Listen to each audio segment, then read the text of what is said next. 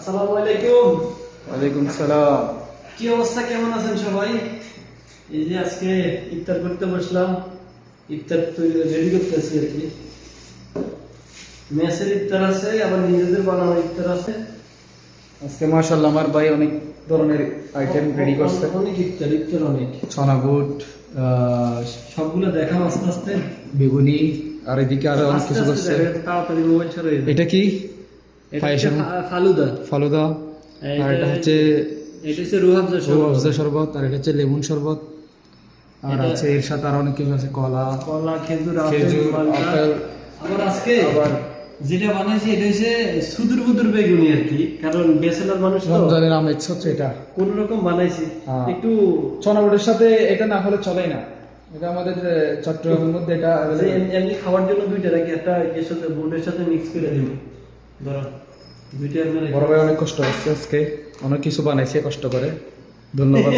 অনেক কিছু যে এগুলো দেখাবে, দেখেন দেখছেন বোর্ড মুড়ি, দেশের একটা ফ্লেভার পাইতেছে আসলেই তো।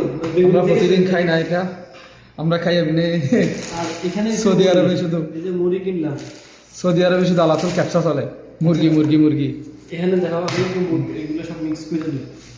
এখানে আরেকটা জিনিস আছে দেখেন, পুদিনা পাতা। পুদিনা পাতা, পুদিনা পাতা আরবিতে যেটা বলে নেনা, আরবিতে কয় নেনা আর কি। পেস্টটা আগে ইয়ে করে দিই, গুড়টারে মিক্স করে নিচে ঢেলে দিন। এইও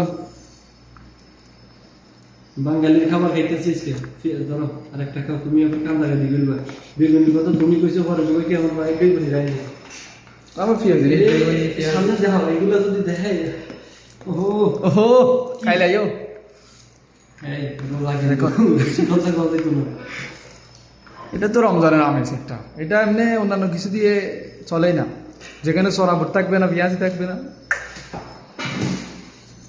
ইফতারের মতো লাগেই না। ইফতারের মতো লাগে না, আজকে ইফতারের মতো লাগবে।